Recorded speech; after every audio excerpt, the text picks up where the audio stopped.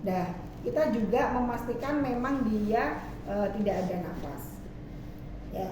Terus kemudian selanjutnya ya. Ini itu kan kebutuhannya untuk oksigen. Nanti dilakukan VTP ini kita juga ngecek yang namanya SpO2. SpO2 itu yang pakai alat oximeter. Nah, nanti dilihat. Nanti untuk kebutuhan oksigennya berapa, biasanya ada advice dari dokternya dari berapa. Kalau misalnya dia kebutuhannya cuma 21%, jadi dia cukup pakai balon aja. Tapi kalau kebutuhannya sampai 40%, nanti baru dihubungkan dengan selangnya ini. Terus oksigennya 5 liter. Nah, itu. Terus kemudian jangan lupa diuji alatnya. Kalau untuk VTP ini indikasinya dia frekuensi jantungnya kurang dari 100, lebih dari 60 kali per menit. Kemudian dilakukannya sampai 30 kali selama 30 detik. Nanti setelah itu diobservasi lagi.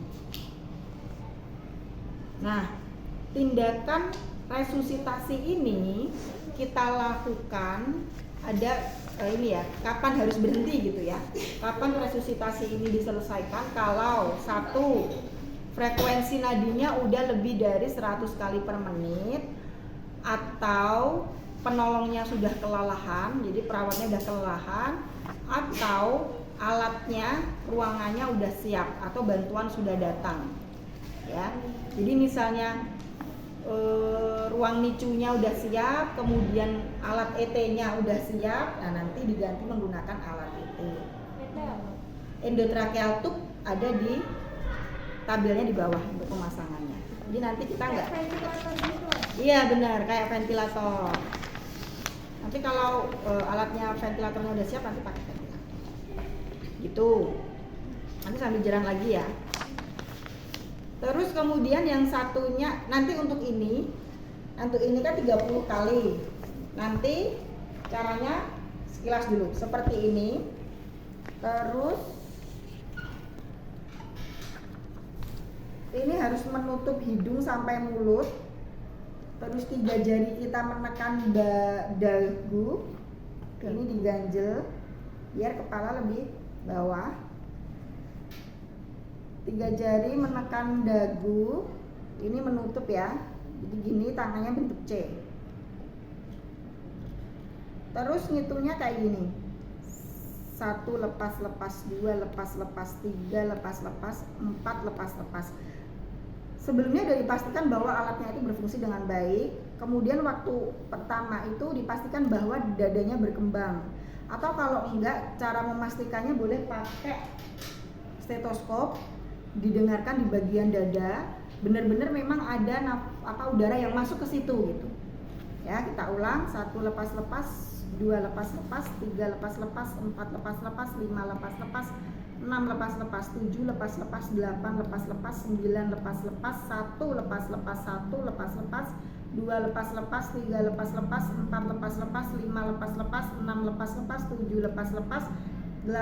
lepas, 7 lepas, 8 lepas, 9 lepas, 2 lepas, 1 lepas, 2 lepas, 3 lepas, 4 lepas, 5 lepas, 6 lepas, 7 lepas, 8 lepas, 9 lepas, 3.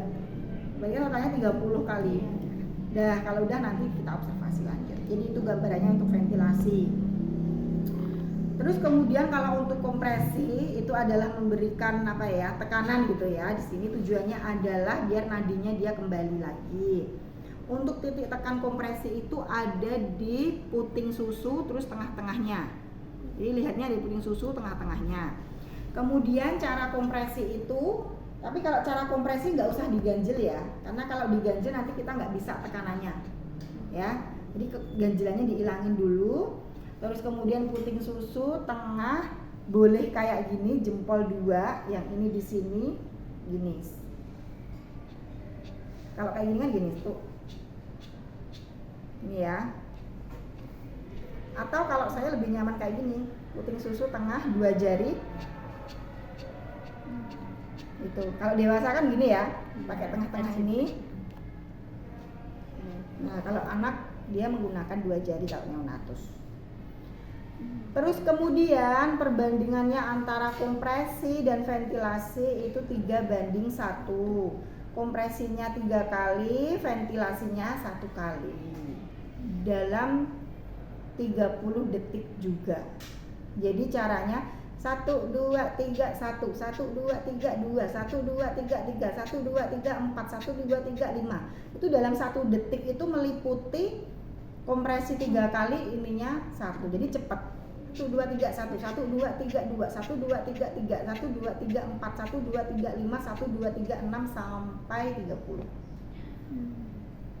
Indikasi dilakukan kompresi itu kalau frekuensi jantungnya kurang dari 60 kali per menit. Ya. Kalau dia 2 kali, itu yang pertama frekuensi jantung 1 kali yang pertama itu dia hanya dilakukan kompresi dan ventilasi. Tapi kalau yang kedua masih kurang dari 60, dia ditambahkan epinephrine secara IV. Ya. Jadi obatnya ada ya. Boleh epinephrine, boleh lidocain gitu ya. Ini juga buat merangsang nadinya biar ada. Untuk dosisnya biasanya tergantung berat badan juga sih. Nanti biasanya ada advice-nya dari dokter. Terus habis itu suntik epinephrine, tambah lagi kompresi dan ventilasi. Sejauh itu dulu secara singkat ada yang ditanyakan. Ibu tadi yang hitung yang kedua berarti satunya 2 kali. Nanti praktekkan lagi. Oh, iya. Ya, nanti praktekkan lagi.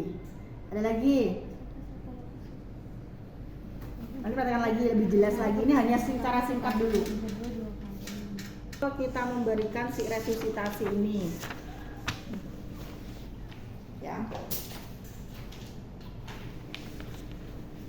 Nah, sampai melakukan FTP ini, VTP itu 60 detik, jadi harus cepat memang.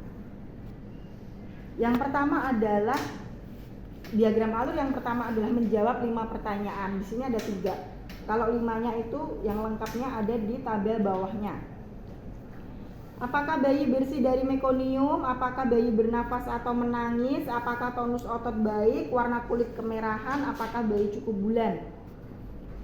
Kalau jawabannya semuanya ya, maka dia hanya butuh perawatan rutin aja. Ya. Tapi kalau dia ada 1 aja jawaban tidak, maka dia perlu dilakukan langkah awal resusitasi.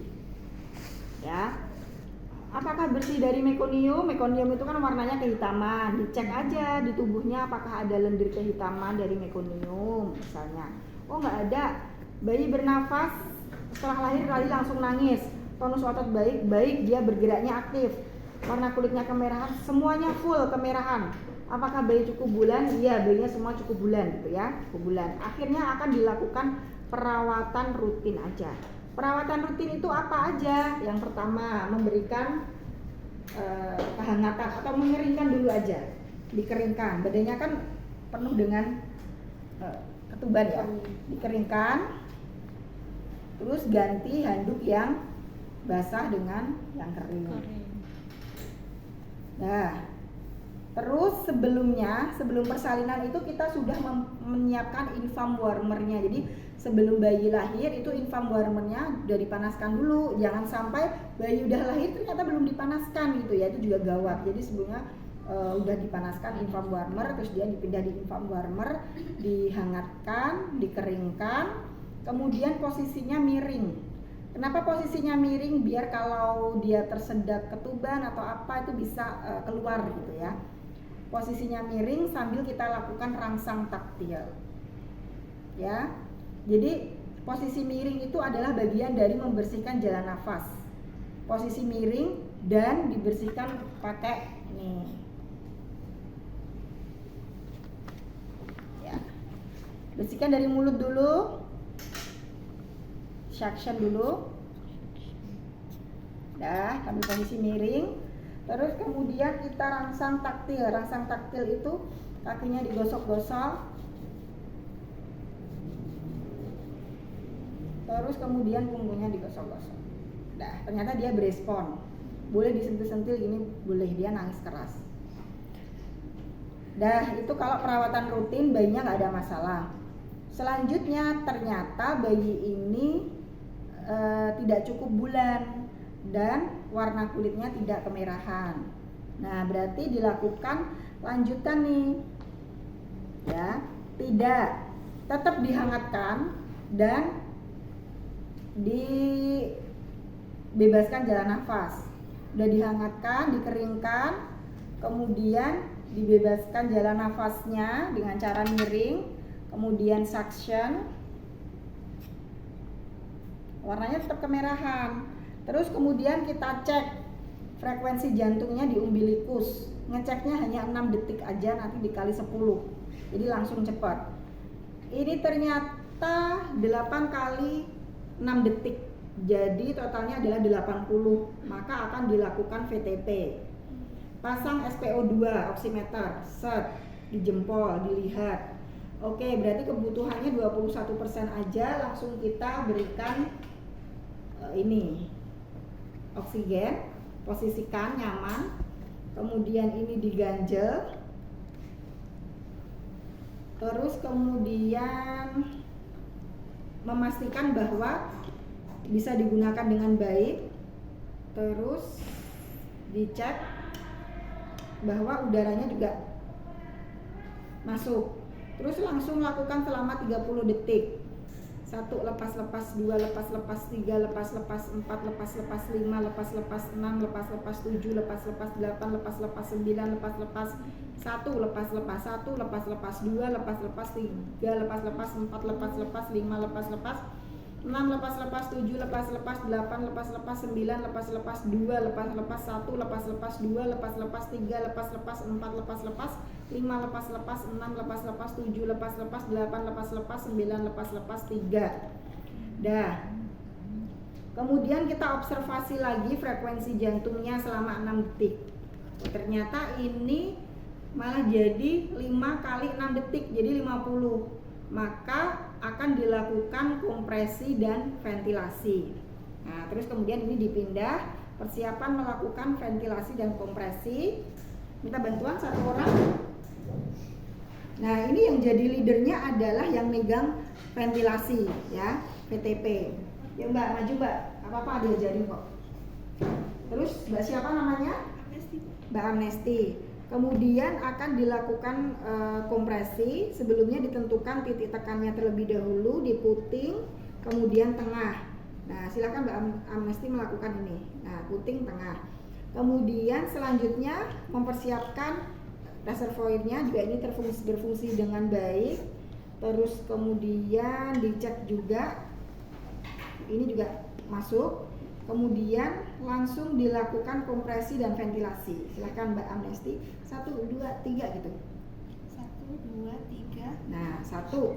Agak cepat. 1, 2, 3. 1, 2, 3. 2, 2, 3. 3, 2, 3. 4, 5, 1, 2, 3. 6, 1, 2, 3. 7, 8, 1, 2, 3. 9, 10. 1. 1, 2, 3.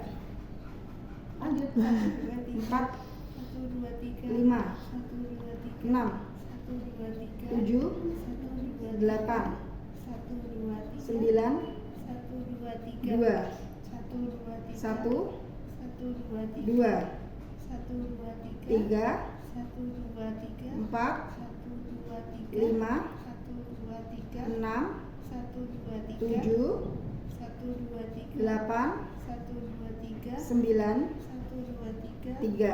Dah. Selanjutnya kita observasi lagi frekuensi jantungnya. Ini masih tetap, misalnya masih tetap 5 kali 6 detik. Jadi dia akan dilakukan kayak tadi lagi, tapi sebelumnya dikasih epinefrin dulu IV, udah dimasukin lewat infus. Nah, terus kalau sudah baru dilakukan lagi kompresi dan ventilasi. Jelas ya, kayak tadi persis. Cuman bedanya dia ditambah epinefrin karena udah kedua kali.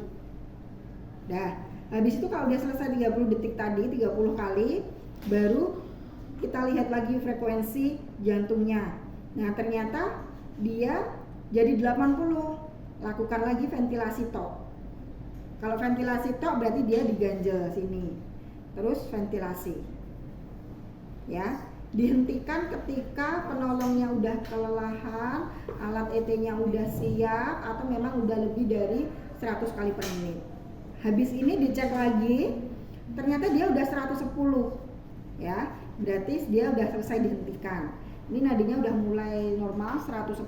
Kemudian kalau udah tetap bayi dihangatkan, dikeringkan lagi, dirangsang taktil gitu ya. Dimiringkan, boleh kalau miring mau diganjel gini juga boleh. Sambil ini di suction.